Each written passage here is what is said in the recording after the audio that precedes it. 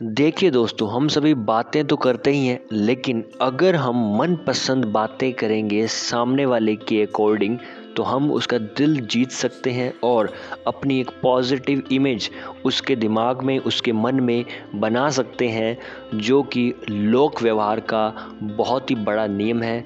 नमस्कार दोस्तों, आप सभी का स्वागत है हमारे इस छोटे से यूट्यूब चैनल पे। माई सेल्फ द बिजनेस बाबा साहिल आज आपके सामने लेकर आए हैं एक बुक का हम प्रॉपर तरीके से उसको रीड करेंगे और आपको एक्सप्लेन करेंगे हर एक चीज़ को। सो चलते हैं चैप्टर की ओर। तो चैप्टर का नाम तो मैंने ऑलरेडी बता ही दिया था, मनपसंद बातों से मन जीते। चलिए जानते हैं राइटर ने क्या कुछ लिखा है इसके अंदर। ये कहते हैं, जब भी आप किसी के साथ सलूक करें यानी कि बिहेव करें, बातचीत करें उससे, है ना, कॉन्वर्सेशन करें, तो याद रखें कि आप तर्कशील लोगों के साथ नहीं बल्कि भावात्मक लोगों के साथ काम कर रहे हैं। इस लाइन का मतलब बहुत ही आसान है, आप सोच कर देखिए कि तर्कशील लोगों के साथ यानी कि ऐसे लोग जिनको फैक्ट्स पसंद है। जैसे आपने देखा होगा जब आपने स्टडी की होगी तो फैक्ट्स एंड फिगर्स की, इतने लोगों ने आज जन्म लिया, इतने लोगों ने अपना शरीर को छोड़ा, ऐसे हुआ वैसे, यानी स्टैटिस्टिक्स जो होती है वो, यानी कि तर्क। ठीक है, लेकिन ऐसा नहीं होता। हम जो लोग हैं, हम, आप, मैं और आपके फ्रेंड्स, पूरी दुनिया, ये भावात्मक है, इमोशनल है। इमोशंस हमारे अंदर हैं, जुड़े हुए हैं, हमारी सोल के साथ कनेक्टेड है। तो ये कहते हैं कि जिन भी लोगों से आप बात करते हो, उनसे पेश आते हो, कॉन्वर्सेशन करते हो, उन सभी के अंदर फीलिंग्स हैं, ना कि वो फैक्ट्स के बारे में ज़्यादा इंटरेस्टेड नहीं होते। वो इमोशनली कनेक्टेड पीपल है। तो आपको इमोशनल तरीके से बातचीत करनी है और उस अकॉर्डिंग उस बंदे से आपका एक पॉजिटिव इन्वायरमेंट बनाना है। फिर कहते हैं, श्रीमान डुवरनाथ कोई नाम है, आई डोंट नो, न्यूयॉर्क के एक होटल में अपनी ब्रांड सप्लाई करने के लिए 4 वर्षों से प्रयास कर रहे थे।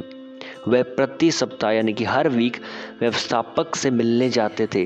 वह उन सभी सामाजिक समारोह में भी जाते थे जिनमें व्यवस्थापक जाता था।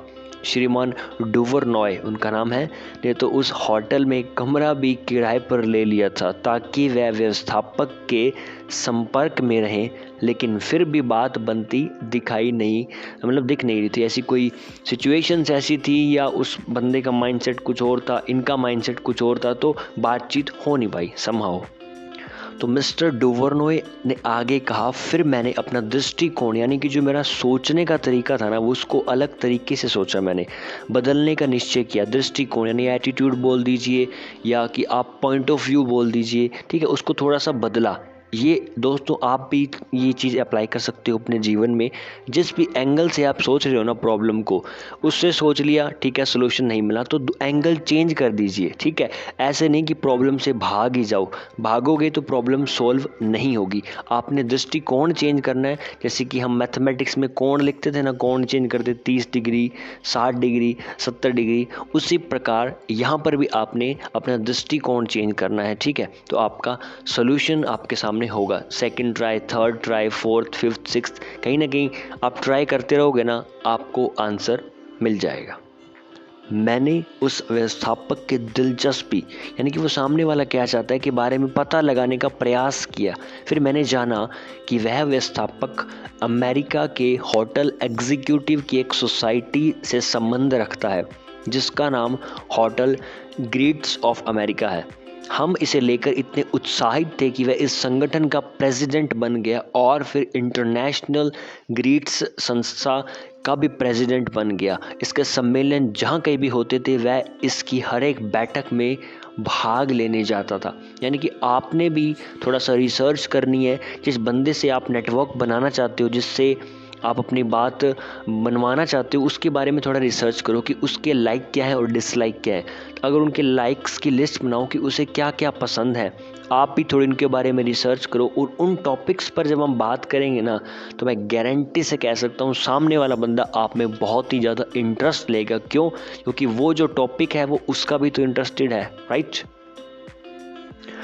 उसकी इसी दिलचस्पी को जानकर मैंने अगली भेंट में उसके पास जाते ही ग्रीट्स संस्था के बारे में बात करना शुरू कर दिया और यह सुनकर तो वह बहुत अच्छा अनुभव करने लगा।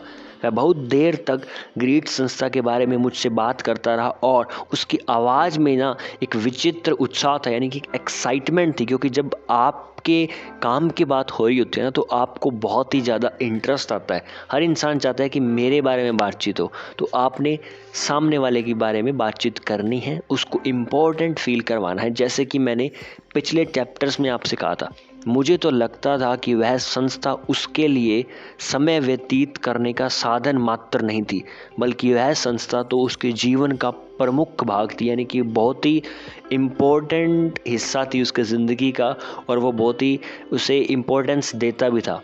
उसके दफ्तर से बाहर निकलने पर उसने मुझे इस संस्था के सदस्यता जो थी वो बेच भी दी थी। इस भेंट में मैंने अपनी ब्रेड का उल्लेख तक नहीं किया था, लेकिन कुछ दिनों बाद उस होटल के स्टीवर्ड ने मुझे फ़ोन करके कहा कि मैं अपनी ब्रेड के सैंपल तथा कीमतें लेकर पहुंच जाऊं। स्टीवर्ड ने फ़ोन पर कहा, मालिक आपसे बहुत प्रेरित हैं, मुझे तो समझ में ही नहीं आ रहा कि आपने उन पर क्या जादू कर दिया।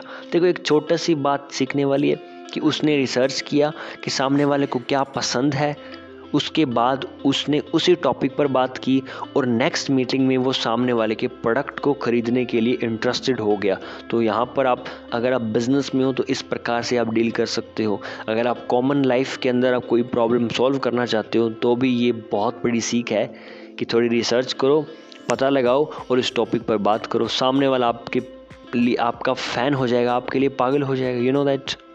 तो आगे कहते हैं, शायद ही कोई हो जो थियोडोर रूजवेल्ट, क्षमा चाहता हूँ, थोड़ा सा एक लाइन बताना चाहता हूँ। अब जरा सोचिए, जिस आदमी के साथ कारोबार करने के लिए मैं 4 वर्षों से भटक रहा था, वही आज मुझे बुला रहा था, लेकिन मैं आज भी उसके पीछे ही चक्कर काट रहा होता यदि मैंने उस व्यवस्थापक के दिलचस्पी के बारे में पता नहीं लगाया होता। दोस्तों, आपको भी ये काम करना है कि आपने थोड़ी रिसर्च करनी है और सोल्यूशन ढूंढना है, और आपकी जो प्रॉब्लम है ना वो सॉल्व हो जाएगी। आप बिजनेस में हो, कॉमन लाइफ में कुछ भी प्रॉब्लम है, easily you can solve out.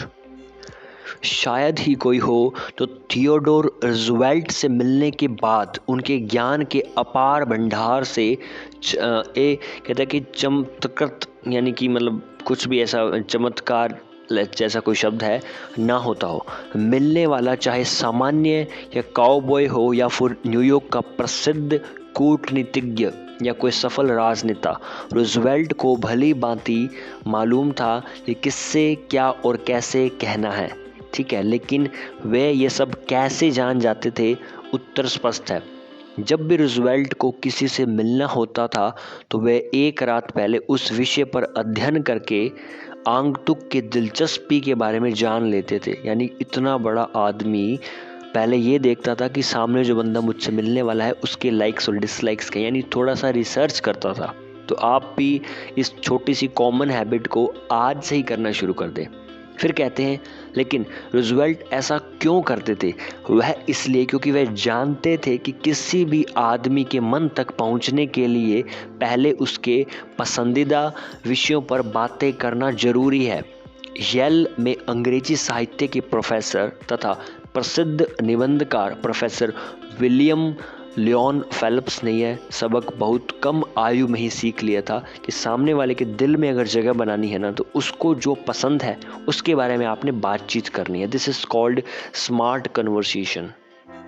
इस अध्याय को लिखते समय मैंने मेरे सामने एडवर्ड एल कैलिफ की एक चिट्ठी रखी हुई थी जिसमें उन्होंने लिखा था, एक बार मुझे मदद की ज़रूरत थी। एक विशाल स्काउट जम्बूरी यूरोप जाने वाली थी और मैं चाहता था कि अमेरिका के एक बड़े कॉरपोरेशन के प्रेसिडेंट मेरे एक बच्चे को यात्रा पर भेजने का खर्च वहन करे।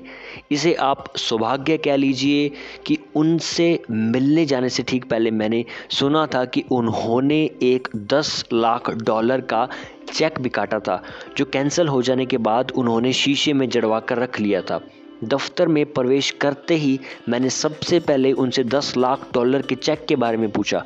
मैंने उनसे कहा कि मैंने आज तक इतनी बड़ी रकम का चेक काटते हुए किसी को भी नहीं देखा और मैं यह बात अपने मित्रों तथा परिवार वालों को बताना चाहता हूँ कि मैंने अपनी आंखों से $10 लाख का चेक देखा है। यह सुनकर तो वे प्रसन्नतापूर्वक मुझे चेक दिखाने के लिए तैयार हो गए। फिर मैंने उनसे पूछा यह चेक क्यों और किस तरह काटा गया। मिस्टर कैलिफ ने बहुत चतुराई का परिचय देते हुए शुरू में बॉय स्काउट्स या अपनी इच्छा के बारे में कोई भी बातचीत नहीं की। यहाँ पर समझदारी वाली बात यही होती है, वह तो उस वस्तु में दिलचस्प ले रहे थे जिसमें सामने वाले की दिलचस्पी थी। इस लाइन पर दोस्तों ध्यान दीजिए, यानी कि आप उस सामने वाले की क्या दिलचस्पी है, किन टॉपिक्स में, किन अचीवमेंट्स में, अगर आप उनमें इंटरेस्ट लोगे ना, तभी सामने वाला आप में इंटरेस्ट लेगा। इसका परिणाम यह हुआ कि कुछ देर बाद प्रेसिडेंट खुद पूछने लगे, अच्छा आप मुझसे क्यों मिलना चाहते थे।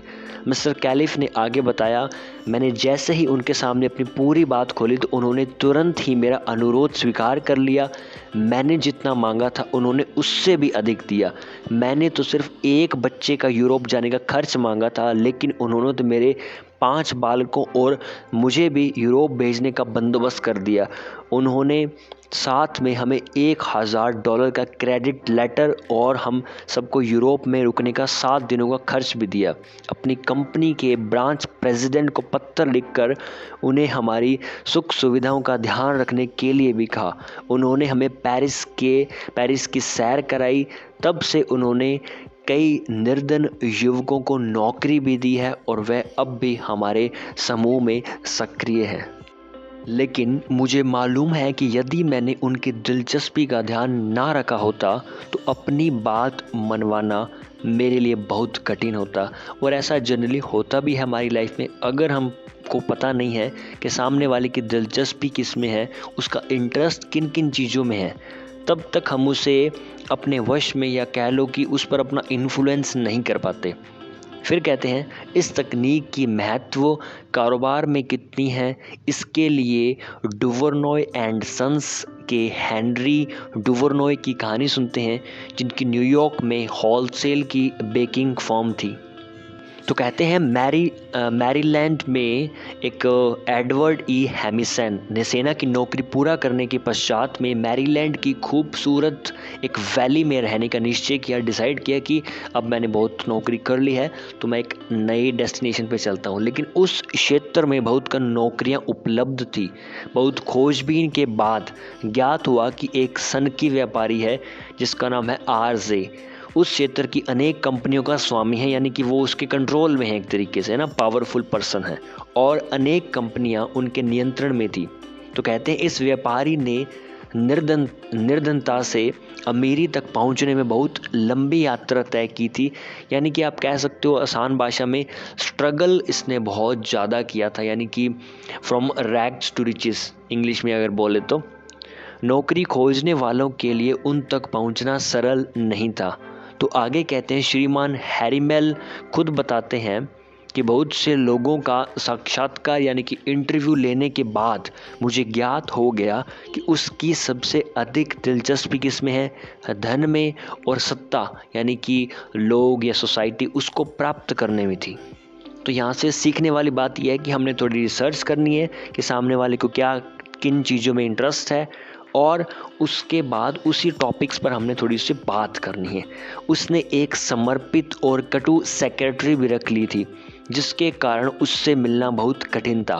फिर मैंने उस सेक्रेटरी की रुचियां तथा लक्ष्यों का पता लगा लिया और बिना अपॉइंटमेंट लिए सेक्रेटरी से जब मैंने उससे बताया कि मेरे पास श्रीमान फैकहाउजर के लिए एक बहुत अच्छा प्रस्ताव है जो आर्थिक तथा राजनीतिक कामयाबी में परिवर्तन ला सकता है, तो वह बहुत उत्साहित हो गई। मैंने उसे यह भी ज्ञापित कर दिया कि उसका भी फैकहाउजर की कामयाबी में बहुत बड़ा योगदान है। तो आप देख सकते हो कैसे उसने मेंटली वार किया, पहले रिसर्च किया कि क्या क्या उनको पसंद है और उसी बात को बताया, और लड़की को ये भी बोला कि आपका भी उसमें बेनिफिट होगा। उसके बाद तो उसने श्रीमान फैकहाउजर से मेरी बैठक जो थी तत्काल निश्चित करवा दी। उसके भव्य दफ्तर में घुसने से पहले ही मैंने सोच लिया था कि मैं सीधे सीधे नौकरी की बात नहीं करूंगा। वह एक शानदार कुर्सी पर बैठा हुआ था और मुझ पर बरस पड़ा। आप मुझसे क्या बात करना चाहते हैं? मैंने उत्तर दिया, श्रीमान फैकहाउज़र, मुझे विश्वास है कि मैं आपके लिए पैसा कमा सकता हूँ। यह सुनकर तो वह एकदम से उठा और मुझे भी एक शानदार कुर्सी पर बैठने का आमंत्रण दे दिया। फिर मैंने अपने विचारों को साफ साफ विस्तार पूर्वक उसके सामने पेश किया। इन विचारों को क्रियान्वित करने के लिए मैंने अपनी सभी योग्यताओं का वर्णन किया और यह भी बताया कि किस तरह इनसे उसके निजी तथा कारोबार की कामयाबी में वृद्धि हो सकती है। उन्होंने तुरंत ही मुझे नौकरी दे दी और अब तो 20 साल से भी अधिक हो चुके हैं मुझे उनके कारोबार का अंग बने हुए। इससे हम दोनों को ही बहुत फ़ायदा पहुंचा है। इस तरह यह तो निश्चित है कि सामने वाले व्यक्ति की रुचियों के अनुसार बात करने से दोनों पक्षों को ही फ़ायदा होता है। थोड़ी रिसर्च करो, इंटरेस्ट पता लगाओ और उससे रिलेटेड ही बातचीत करें, उसके आसपास ही, तो आपको बहुत ज़्यादा बेनिफिट मिलेगा। कर्मचारी संप्रेषण के क्षेत्र में विशेषज्ञ हार्वर्ड जेन हर्जिंग, ये आई थिंक एक नया एग्जाम्पल है, तो पढ़ते हैं। जेन हार्डिंग जो भी नाम है इनका, सदा ही इस फायदे का पालन किया है। जब उनसे किसी ने यह पूछ लिया कि उन्हें इससे क्या फ़ायदा हुआ है, तो श्रीमान हर्जिंग ने तत्काल उत्तर दिया कि इससे हर एक आदमी से अलग अलग फ़ायदा होता था और साथ ही उसके मित्रों का क्षेत्र भी बढ़ जाता था। आपने एक निबंध ह्यूमन नेचर में फैपल्स ने लिखा है, एक लेखक है, उनका नाम है, जब मैं 8 साल का था तो मैं अपनी चाची लिब्बी के घर पर स्ट्रेटफोर्ड में छुट्टियां मनाने गया हुआ था। एक शाम एक अंधेड़ आदमी मेरी चाची से मिलने आया तथा उनसे थोड़ी देर बात करने के पश्चात वह मेरी ओर ध्यान से देखने लगा। उस समय नावों के बारे में मैं बहुत जिज्ञासु था तथा उस आगंतुक ने अच्छी तरह से इस विषय पर चर्चा की तो मुझे बहुत संतोष हुआ। उसके चले जाने के बाद मैंने उस आदमी की बहुत तारीफ़ की तो चाची ने बताया कि वह न्यूयॉर्क का वकील था और नावों में तो उसकी बिल्कुल भी दिलचस्पी नहीं थी, लेकिन उसने मुझसे नावों के बारे में बात क्यों की? चाची बोली, क्योंकि वह आदमी बहुत सभ्य और चतुर था। उसे ज्ञात था कि तुम्हारी नावों में बहुत दिलचस्पी है, इसलिए उसने तुम्हारी दिलचस्पी का ध्यान रखते हुए इस बारे में बातचीत की। उसने तो तुम्हारे लिए अपने आप को रोचक बनाया था, इसीलिए तुम्हें वह आदमी इतना अच्छा लगा। तो अंत में राइटर कहते हैं इस चैप्टर के कि कभी भी इस बात की चिंता न करो कि लोग क्या सोचेंगे, बल्कि अपने समय को इस तरह लगाओ कि प्राप्त होने के बाद लोग आपकी ही प्रशंसा करें। यानी कि कोई भी काम आप करने जा रहे हो, कोई अचीवमेंट आप करने जा रहे हो, तो उसे जब आप प्राप्त कर लें तो लोग आपकी प्रशंसा करें, तारीफ़ करें। इस प्रकार से आपने अपने माइंडसेट को क्रिएट करना है ताकि आपको जीवन में आगे बढ़ने के लिए कोई अड़चन ना आए अपनी ओर से, तो दोस्तों मैं अंत में यही कहना चाहता हूँ कि ये था हमारा छोटा सा चैप्टर। इन बातों को जीवन में लागू करें, एक्सपेरिमेंट करें। अगर आपका एक्सपेरिमेंट बढ़िया रहता है तो आपको बहुत कुछ सीखने को मिलेगा और ज़िंदगी में ग्रोथ आपकी निश्चित होगी। इसके अलावा अगर आप एंटरप्रेन्योरशिप या बिजनेस फील्ड में आना चाहते हैं तो आप हमारे साथ डायरेक्टली कनेक्ट हो सकते हैं। मेरे साथ जो भी लिंक्स हैं वो आपको डिस्क्रिप्शन में मिल जाएंगे। एंड इस वीडियो को मैक्सिमम शेयर करें ताकि ये जो पॉजिटिव मैसेज है, ये जो सारांश है बुक का, वो पूरी दुनिया में फैल जाए। धन्यवाद। जय हिंद।